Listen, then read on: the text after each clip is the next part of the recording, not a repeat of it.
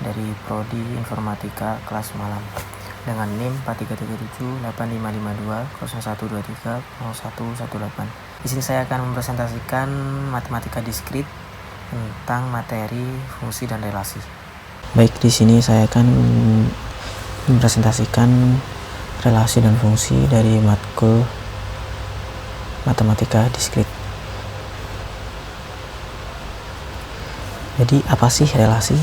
Jadi relasi adalah suatu hubungan antara elemen-elemen dari dua himpunan.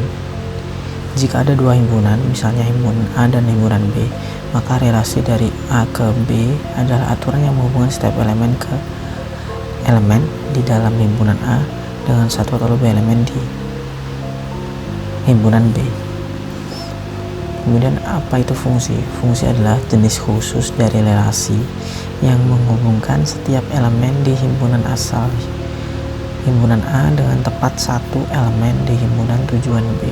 Dalam kata lain, sebuah fungsi dari A ke B memastikan bahwa setiap elemen di himpunan A dipasangkan dengan satu dan hanya satu elemen di himpunan B.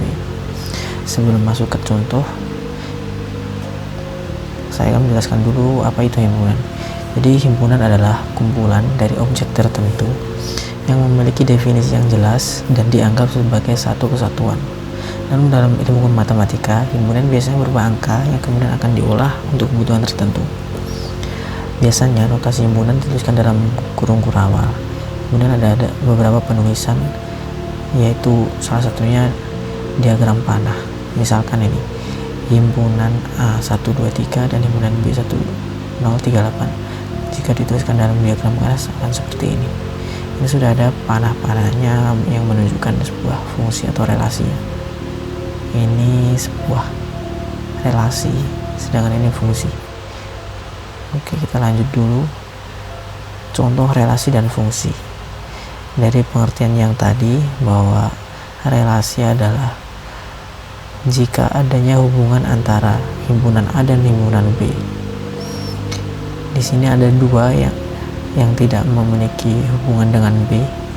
Ini dinyatakan relasi, tapi bukan fungsi ya.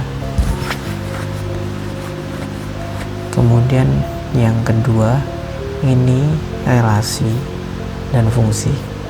Kenapa fungsi?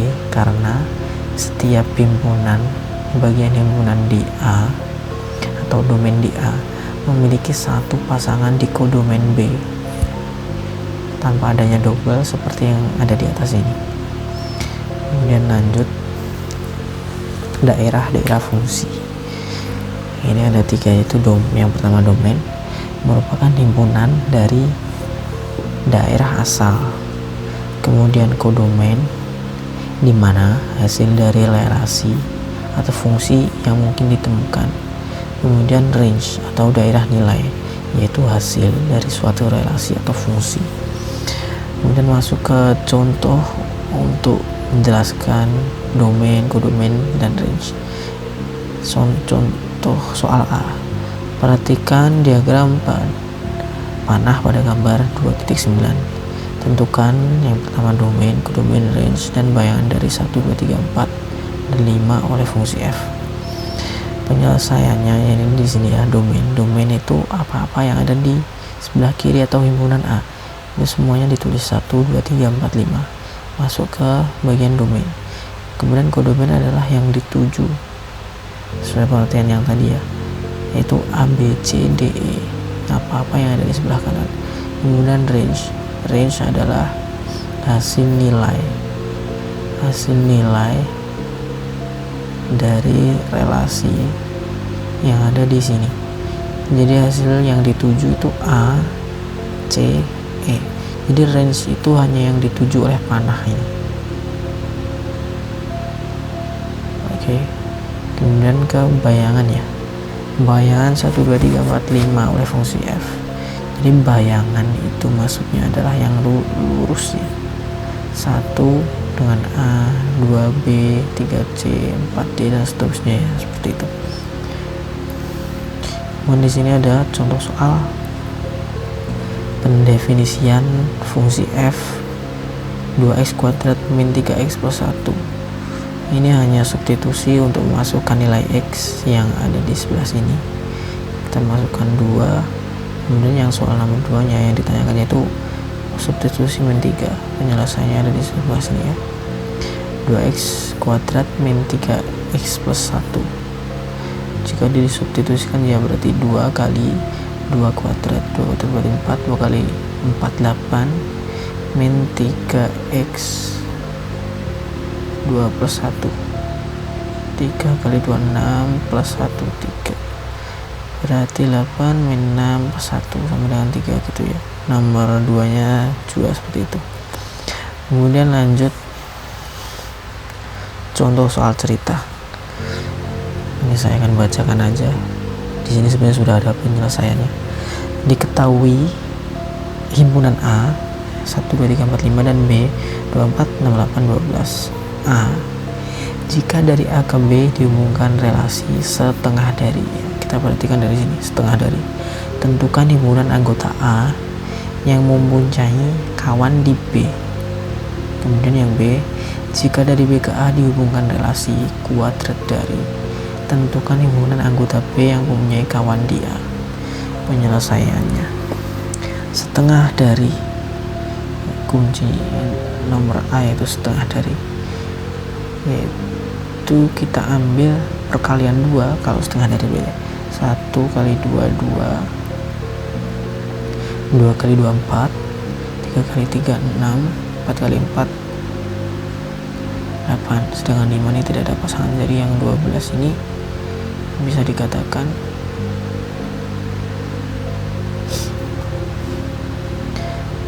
sama 5 ini ya, setengah dari, makanya anggota A yang punya kawan di B adalah 1 2 3 4, sedangkan 5 nya tidak. Kemudian yang B, jika dari B ke A dihubungkan relasi kuadrat dari, kuncinya adalah kuadrat dari, maka himpunan anggota B yang punya kawan di A adalah 2 kuadrat dari 2 pangkat 2 yaitu 4 tuh ya. Ini jawabannya adalah 2. Kemudian lanjut di sifat-sifat fungsi. Sifat-sifat fungsi ini ada 3 ya. Injektif atau one to one, surjektif atau onto, kemudian bijektif. Apa sih injektif? Jadi injektif adalah sebuah fungsi disebut injektif jika elemen-elemen berbeda di himpunan A dipetakan ke elemen-elemen berbeda di himpunan B. Elemen berbeda di A dipetakan ke elemen-elemen berbeda di B. Kemudian yang surjektif, sebuah fungsi f disebut surjektif jika setiap elemen di himpunan B adalah gambar dari setidaknya satu elemen di A.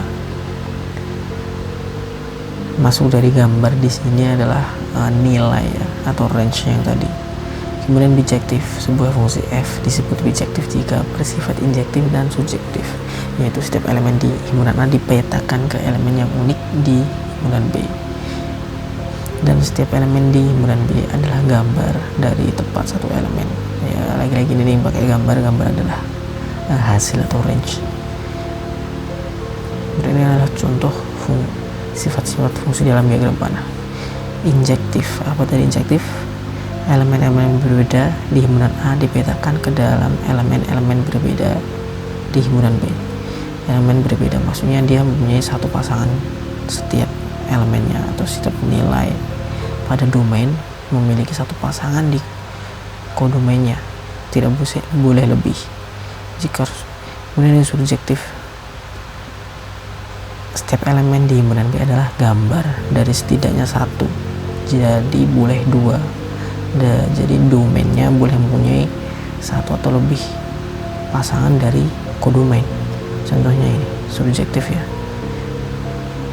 ini C dengan D memiliki pasangan kodomain yang sama, yaitu angka 3. Kemudian bijektif ini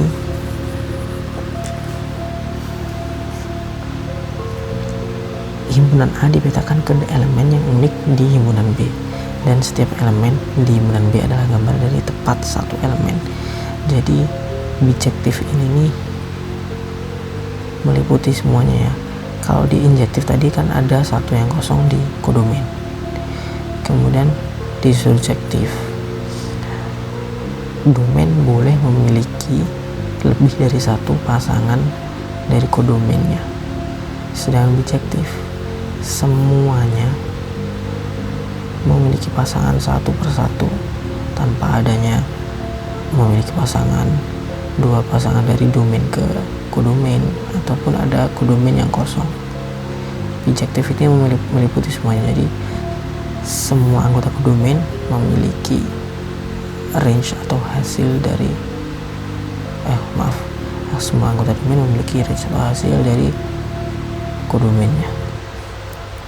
Baik, terima kasih. Mungkin seperti itu penjelasan fungsi dan relasi dari saya. Terima kasih atas perhatiannya. Wassalamualaikum warahmatullahi wabarakatuh.